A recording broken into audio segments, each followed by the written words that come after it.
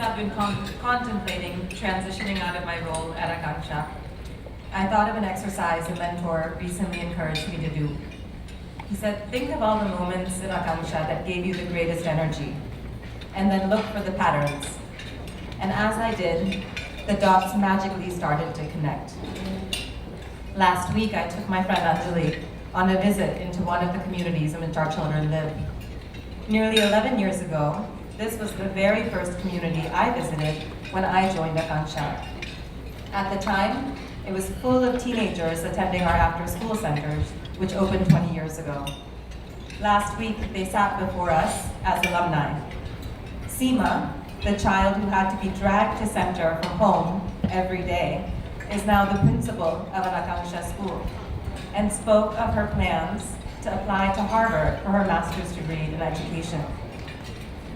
The Basum, the girl who always struggled with English, is now an accountant and asked for my feedback on her presentation for her interview to become a finance manager for Teach for India.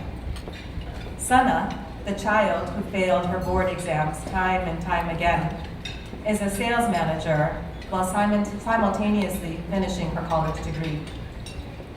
All around us in the community were our alumni, nieces and nephews, and their neighbors' children, some of whom had enrolled in Akanksha school we opened 4 years ago to serve the same community. At Seema's house, she told us how her mother had come to believe so strongly in the power of education that she personally takes all of her neighbors to apply for admissions into our school. Yet tragically, Seema's own niece, Navya, didn't make it through our lottery for admissions. Against my own better judgment, I couldn't help but pick up the phone to ask our principal if there was nothing we could do for Navya, knowing full well the answer I would receive, the same answer I give when I am on the other end of the phone, that it's just not fair to the other children. Navya has Seema, she would be okay, I reassured myself. But what about the others?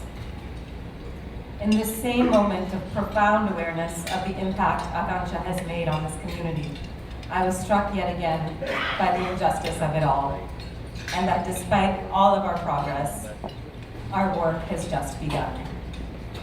I have come to understand more deeply what compelled Shaheen to start Teach for India. The lives of these children have been transformed solely because a group of passionate, gifted Akanksha teachers were relentless in their belief in their students' potential.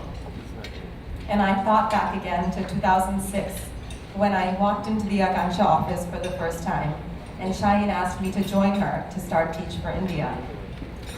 I started my one-year project in India the very next day.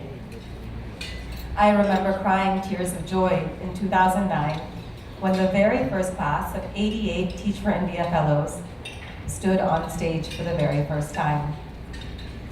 I didn't know then that I would go on to become Akanksha CEO.